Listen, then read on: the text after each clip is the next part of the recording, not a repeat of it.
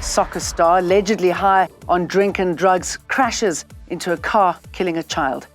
The EFF boots out a member after an online spat with Commander-in-Chief Julius Malema.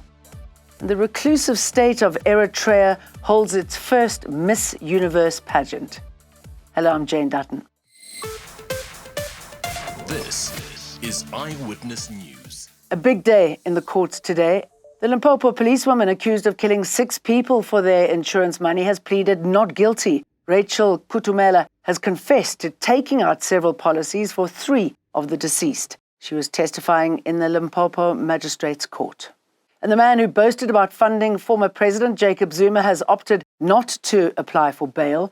Diamond dealer and alleged fraudster Louis Liebenberg, together with 8 others, including his wife Desi, were arrested last week on charges of racketeering, fraud and money laundering. They stand accused of running a massive investment scam in which they allegedly conned thousands of people to invest 4 billion rand in a diamond scheme. And the alleged mastermind behind the Lusikisiki massacre was joined in court by 6 others accused of murdering 18 people.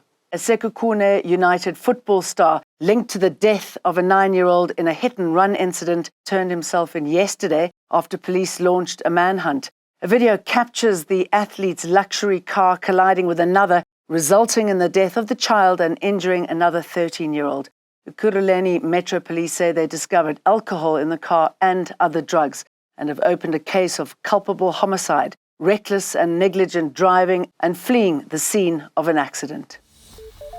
Mitchell's Plain, Khayelitsha, Claremont and Wynberg are closer to linking to other communities via the My City bus service, Cape Town's first elevated sky circle at the intersection of Jan Smuts and Govan Mbeki in Lansdowne is reported to be on track for completion next year. Mayor Jordan Hill-Lewis says the sky circle, which was built 6.2 metres above ground, is exclusively for My City buses and should be done by mid-year 2025 and has cost 7 billion rand. Yes, I think they've made remarkable progress. I was there on the other side of the road when we did the groundbreaking, and then I came back to see when the enormous drilling machines were laying the piles for those pillars. And in just a year, they've made tremendous progress.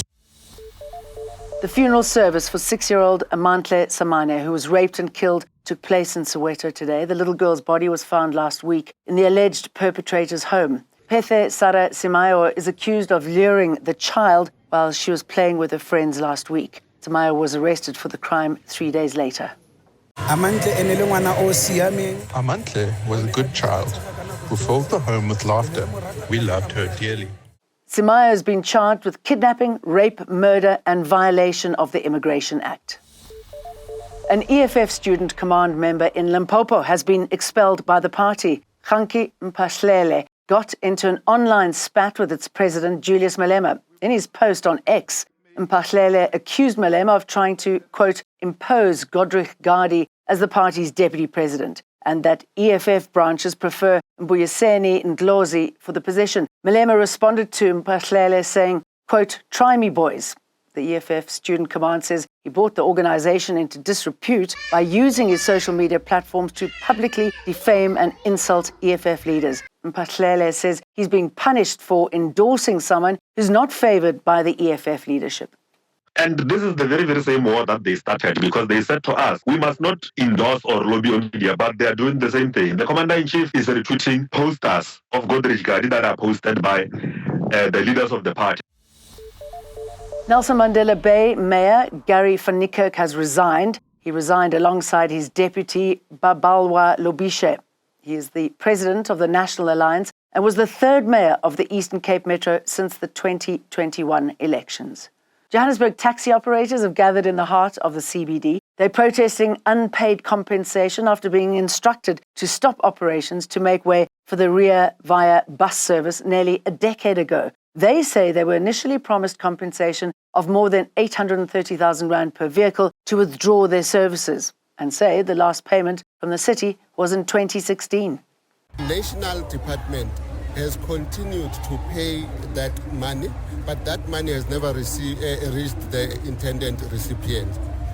We've tried numerous times to engage the city, but they've ignored our cries. And Eritrea debuts its 2024 Miss Universe pageant. It's represented by 25-year-old Virginia-based neuroscientist Snit Teweldemehin. She's advocating for children with learning disabilities and for breast cancer awareness. And the Proteas pulled off a series victory over Bangladesh. They won the second test in Chattogram by an innings and 273 runs. And if you're celebrating Diwali, happy Diwali to you today. See you for more again tomorrow. Eyewitness News, in touch, in tune, and independent. For the latest, log on to ewn.co.za or ewn.mobi.